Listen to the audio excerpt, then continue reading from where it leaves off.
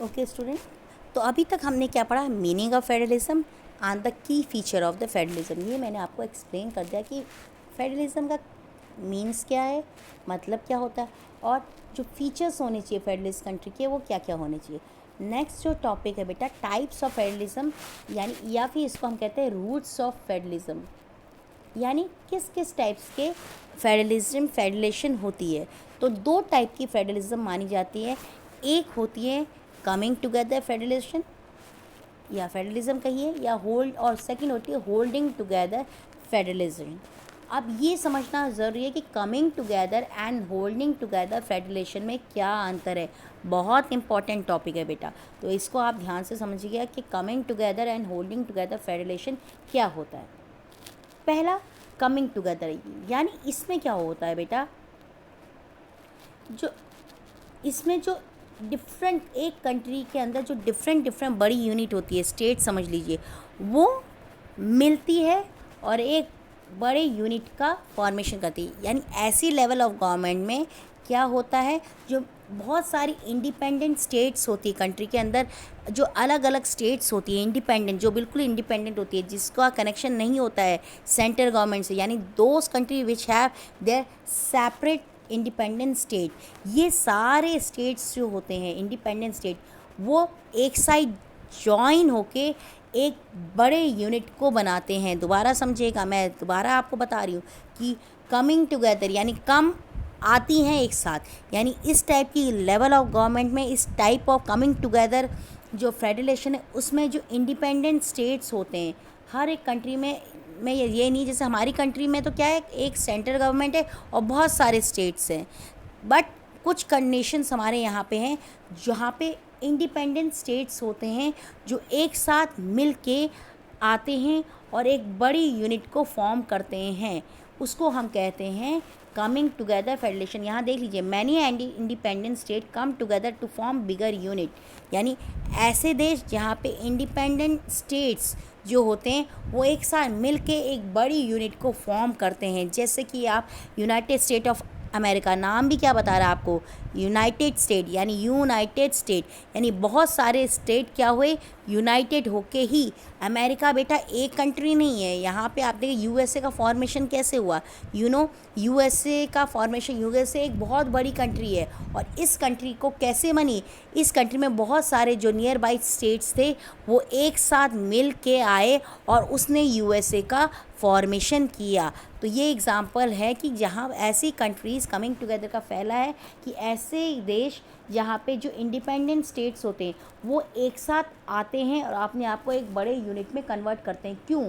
बहुत सारे छोटे छोटे जो देश होते हैं या बहुत सारे जो छोटे छोटे स्टेट्स होते हैं वो अपने आप को मर्ज कर देते हैं, आपस में मिल जाते हैं। क्यों? ताकि उनकी जो स्ट्रेंथ है, उनकी जो आर्म फोर्स है, या उनकी जो फाइनेंशियल ग्रोथ है वो बड़ी हो जाए, ताकि as the time of any you can say war और किसी और प्रॉब्लम में क्या हो, अगर उनका कोई फाइनेंशियल इशू है तो ये लोग मिल के उस चीज़ को सॉल्व करें। तो बहुत आराम से समझिएगा, ऐसी कंट्री जहाँ पे मैनी इंडिपेंडेंट स्टेट्स एक साथ जॉइन होके एक बड़ी यूनिट को फॉर्म करते हैं, उसे कहते हैं कमिंग टुगेदर फेडरेशन।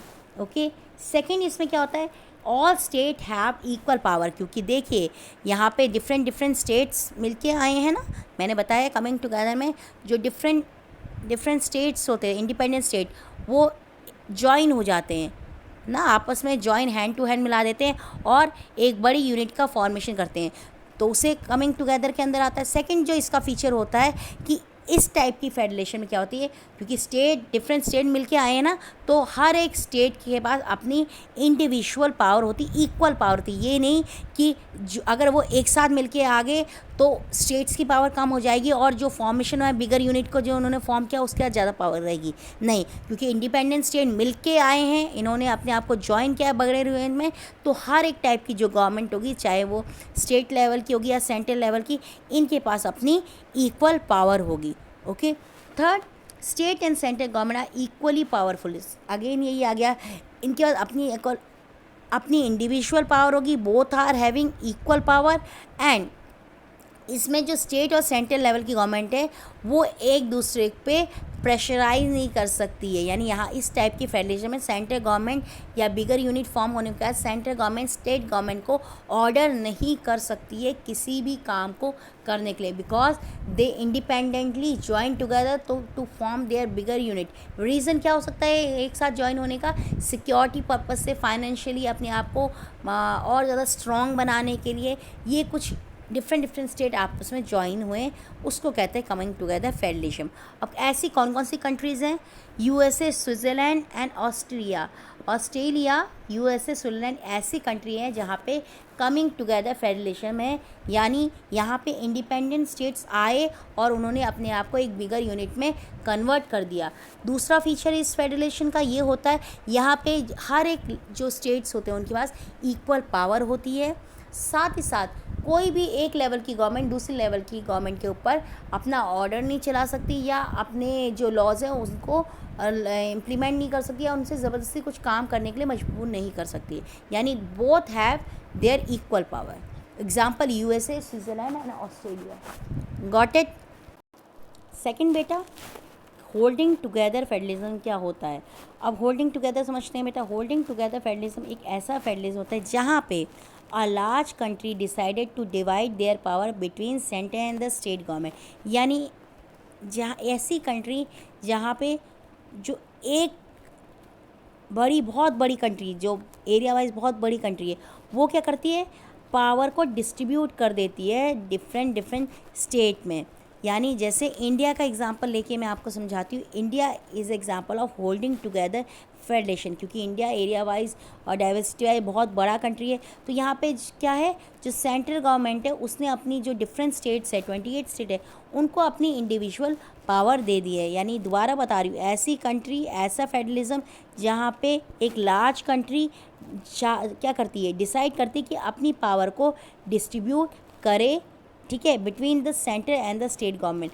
कारण क्योंकि एक बड़ी एरिया में एक ही गवर्नमेंट वर्क करे, एक ही गवर्नमेंट एडमिनिस्ट्रेट कर पाए बहुत मुश्किल है, क्योंकि एरिया वाइज बहुत ज़्यादा रीजनल डाइवर्सिटीज़ होती है, इतना बड़े कंट्रीज़ होती है, उसमें इतने स्टेट्स होते हैं, तो उसको लुक आफ्टर करना एक गवर्नमेंट का काम नहीं होता। इसलिए ऐसे देश, ऐसी कंट्री जिसमें पावर का डिवाइड होता है सेंटर एंड द स्टेट में, जहाँ सेंट्रल गवर्नमेंट खुद चाहती है, लार्ज कंट्री खुद चाहती है पावर का सेपरेशन करना ताकि कंट्री को अच्छी तरह एडमिनिस्ट्रेशन कर पाए, उसको कहते हैं हम क्या, होल्डिंग टुगेदर फेडरलिज्म। इसमें स्टेट हैव अनइक्वल पावर, यानी इस टाइप की गवर्नमेंट में हमने देखा है central government is more powerful than the state government.